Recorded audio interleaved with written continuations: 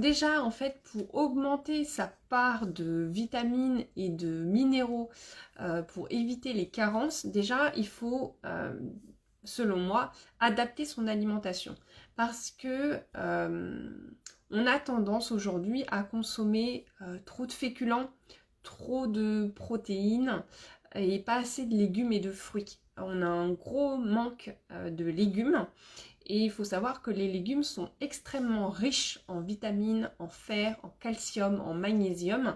Euh, et c'est vraiment une source de vitamines et de minéraux qui sont très facilement assimilables par notre organisme. Et donc c'est un très bon moyen de faire une bonne cure de vitamines, le fait de consommer plus de fruits et de légumes. Alors attention, quand je parle de plus consommer de fruits et de légumes, je parle bien de produits frais, pas de produits surgelés, pas de produits en conserve. Il s'agit bien de légumes frais.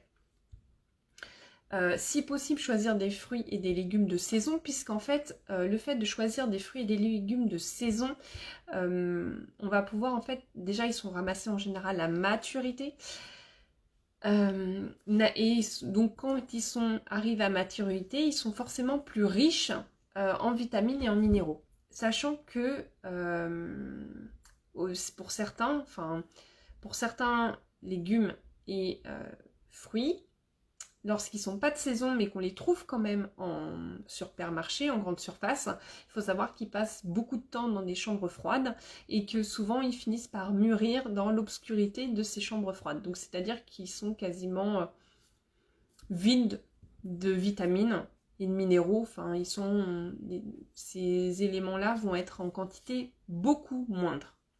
C'est bien là que résident les principaux minéraux et les principales vitamines dont on a vraiment besoin, c'est vraiment dans notre alimentation. Et souvent, en faisant une petite adaptation, ça peut être extrêmement efficace pour pallier aux carences.